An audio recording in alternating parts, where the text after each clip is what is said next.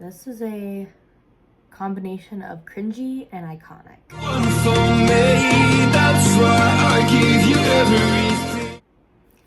Hey guys, it's Sam. Welcome back to Book It. We are talking about one of the most literal iconic books ever, Twilight. Oh my god, everyone and their mom was reading this back when it came out. I remember my mom had a Edward blanket and it was just his face, and she put it like on her bed to sleep at night, and I was like, Mom, no. I was team none of them, actually. I didn't like Jacob. I didn't like Edward. I liked Emmett. I was team Emmett. But this book literally was just such an OG movement, and like still holds water to this day. Like to this day, there are still die-hard fans for this book, which is like absolutely crazy. Yes, some of the scenes are very cringy. Yes, Bella is a little bit of a pick-me girl, and the movie is just like, if you don't watch the movie every fall, like what are you doing? But overall, this book holds up extremely well. So I read this book back when I was in like middle school, and then I've had the book since. I've just like, you know, put them on a shelf, leave them. And then I finally went through to like annotate them and reread them to kind of get like a more like, you know, refresher. And I ended up watching the movies with them. I didn't get to watch the final. I didn't get to watch Breaking Dawn with it because my boyfriend made me turn him off. He was like, no, this is cringy. So he sat through the first half of one with me until he got like freaked out, which is so funny because the first one is like literally they put an entire blue filter on it.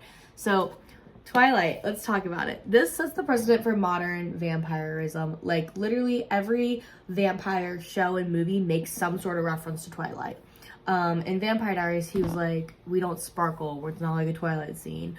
Or you like, or Damon says something like, oh, you know, like all those boys, all those Twilight boys. Like any time that vampires are mentioned, they make reference to this book. This was like the original book. So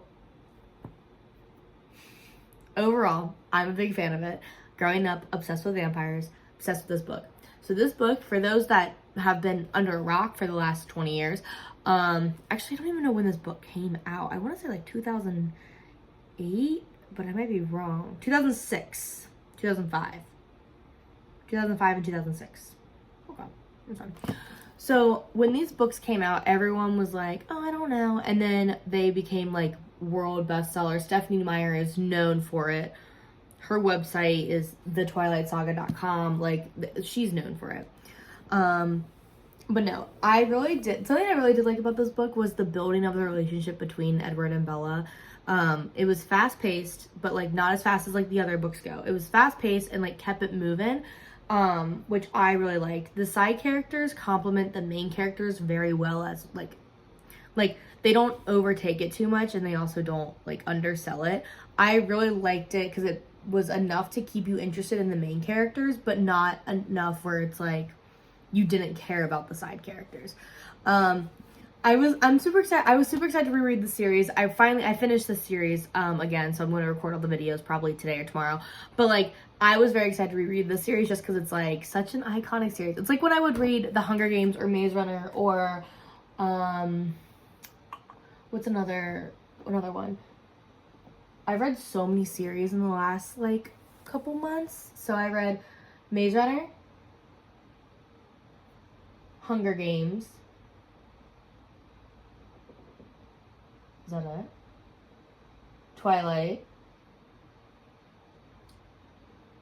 Where's the other one? Oh, I'm in the middle of Pretty Little Liars, After Beautiful Creatures, and the Sookie Stackhouse series, which is very funny because that is another vampire series. It's just a lot of shorter books. But no, set the precedent. Honestly, I give this book a 5 out of 5 because of how iconic it is. I can't not give it a 5 out of 5. It's also a really like nice read. I feel like this is like one of those books where you can just kind of read them like everywhere, and everyone knows what this book is. Like I have never met someone who's like, oh, what's Twilight? Like, no, everyone knows what this book is. But no, 100% recommend this book, recommend this series. Excited to go about it. This was not my favorite book of the series, but it is still a really good book that sets up the series for a great success.